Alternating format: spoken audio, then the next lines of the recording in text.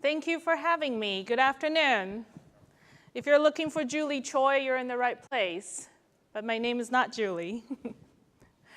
My name is Tingwei Huang, and I am the Product Management Director of Intel AI Product Group. What a conference, right? Even from here, I can just feel the energies on the show floor. And this conference is really important to me because I'm a big believer of open standard. I think open encourages competitions, and competition fuels innovations. And having a standards will provide the platform where innovations can flourish. This conference is also personal to me because when OCP first started, I was the product manager for Intel's first low-power data center SoC. And I worked with our partner Facebook and the OCP community to create some of the earliest cold storage and high-density server designs, some of the earliest OCP specs. And year over year, I have witnessed how this conference has continued to foster innovations in the data center hardware space. Today, I'm extremely excited to be here and talk about AI. I believe we're at this inflection point of hardware evolution because of AI. And we can just feel, I think we can all just feel the explosion of AI has been fueling the explosion of innovation in the hardware space. Just look at how many startups out there saying they're building AI chips and how many fundings they're getting. It's like a renaissance, and it's really, really exciting. At Intel, we actually don't see AI as a workload. AI enhances workloads. So at Intel, we build products that goes into from the low power from the device to the hyperscale data center space. And AI is in every single product that we're building. From the chips for camera, for drones, for smart speakers, for self-driving cars, to the gateway devices, servers, and the hyperscale, the largest public cloud data centers. And we can think of the hardware evolution like the evolution of the wheel. When it was first invented, all the wheels has been built with same or very similar materials every time. But as people start using wheels in more places, and as the science and technology advances, the wheel starts to evolve. It becomes faster, it becomes stronger, and more reliable. And they also come in all shapes and sizes. And that's what we're seeing in the hardware space for AI. We started with a general purpose hardware, and one that actually worked fairly well. But now, as AI use cases and models continue to evolve, and more purpose-built hardware started coming out, businesses are better and better understanding what they need in order to build their AI solutions. And technology has been advancing and starting to inventing new hardware architectures to solve the AI problems. And very soon, the developers will have choice, real choices, and actually quite a few of them. So how can we enable the ecosystem and help our customers to achieve their AI vision? So today I want to talk about it from the three perspectives: hardware, tools, and also communities. Let's start with hardware. Intel Xeon is the foundation of AI. Okay? When you look at the overall demand in the AI compute cycle space, there's probably 10 times more demand for inference than for training. And Xeon is a backbone for inference. Because when you're running inference, you're mostly typically running the inference alongside some kind of general purpose workloads. And for example, there's a company called Taboola. They are the largest recommendation engine. They run the largest content recommendation engines in the world. If you check on your news today, and there's a recommend to you to read at the bottom of each news, that is run by Taboola. And they select Xeon for their recommendation engine tools because it can be tighter integrated with their web serving workload, which is also running on Xeon. So after using the Intel optimized TensorFlow, they're able to see actually a lot better performance running a inference on Xeon than with the GPUs. And in addition to inference, actually, from my conversations with customers, a lot of even some of the largest, most advanced cloud service providers has been telling us they have been running trainings on Xeon as well. That said, as your workload grows, at some point, it will make sense to invest in a dedicated accelerators. So we start with the GPU, and then we also have a variety of accelerators to address different AI needs. So from the very right, you can see the NMP product family, which is used for the most intensive deep learning training and inference use cases.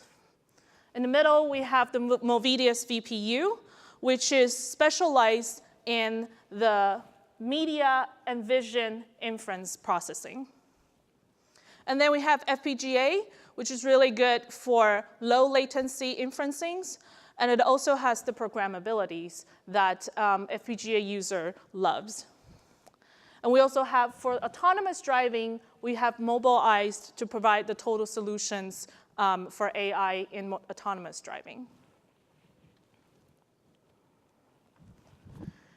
So this morning, you probably heard from Jason Waxman's keynote and from Vijay Rao's keynote that talk about the OCP accelerator specs and how Intel has been building the Nervana neural network processors to support the specs as well. So the Nervana neural network processors, NMP L1000 series, L stands for learning. This is our purpose-built AI products for deep learning training. It leveraged both on-die memory and unpackaged HBMs, high bandwidth memory, to provide blazing fast data access. So when you're doing the trainings, you have as much memory as possible to store all your weight and parameters. And it also adopts bflow16, which is a numeric format developed specifically for AI. This is exactly the numeric that is used in Google's TPU as well. Last but not least, the other special features of the NMP L product family is the bidirectional data transfers, very high-speed bidirectional data transfers, both within the chips and also between each of the accelerators. So this NMP comes in two form factors. One is the OCP accelerator mezzanine module form factors, and it also comes in a standard PCIe form factors. You can see both samples demoing in the Intel booth in this conference. And as we announced in the CES earlier this year, as well as in the keynote this morning, we have also been working on an inference accelerators called NMP Eye1000. This part is going to be based on the latest Intel 10 nanometer process, and is going to be in production later this year. We're all super excited about these two new NMP that we're going to bring to market this year. So since we're talking about AI, we cannot not talk about software. As we all know, hardware is not very useful without the software to support it. And this is especially the case in AI. So today, I'm going to talk about the 3 most popular software tools in our AI software tool portfolios. And that was built specifically for AI. First up, NGraph. NGraph is a graph compiler that enables flexibility to run models across multiple different frameworks and on multiple different hardwares. As you can see, Intel supports a broad hardware portfolio for AI. And this is, we envision this is going to be the evolutions of maybe the next generations of data center as well. So NGraph take the computational graph from each of the framework and convert that into an intermediate representation, and then execute it by calling the math libraries underlying each hardware. So the key benefit of NGraph is it drastically reduces the efforts that's required to do performance optimizations for each frameworks on the varieties of different hardwares.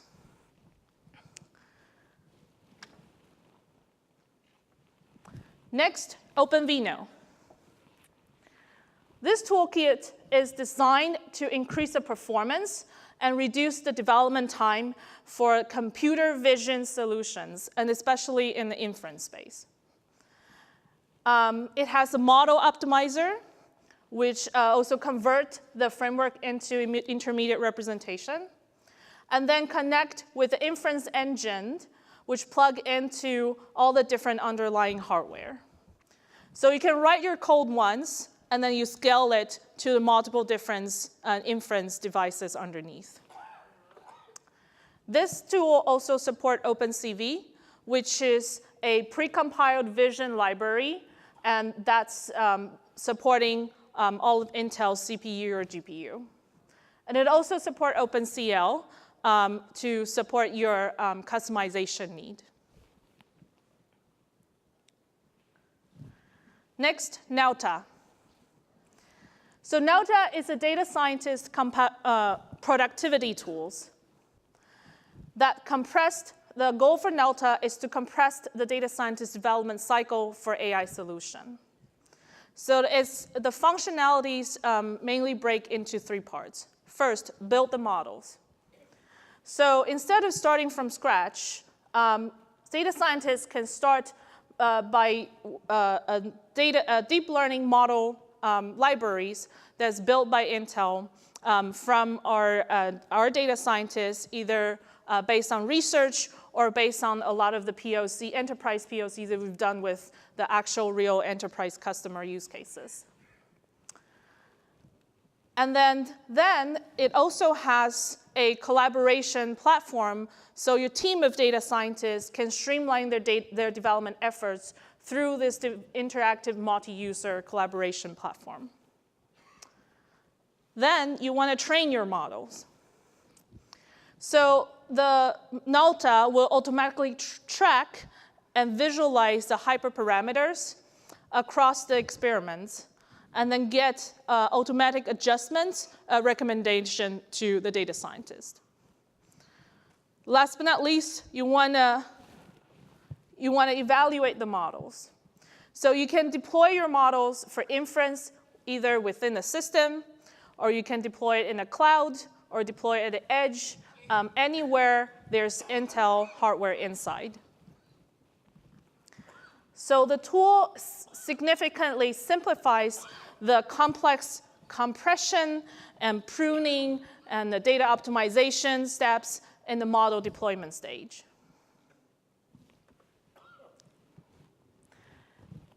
Next, I'm going to talk about the community.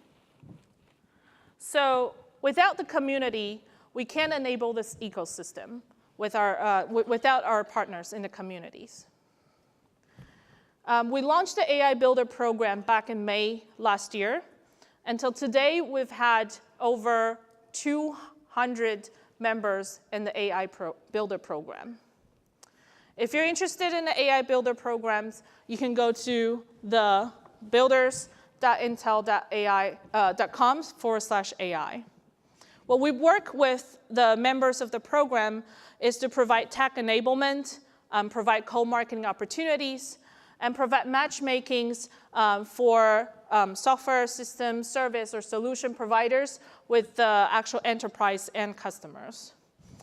For the startups out there, we also connect you with the investment arm of Intel, the Intel Capitals, when it's fit. Thank you very much, and I'll take questions.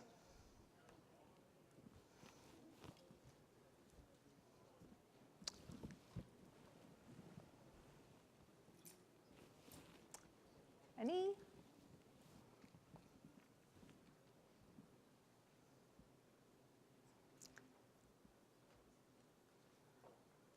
Okay.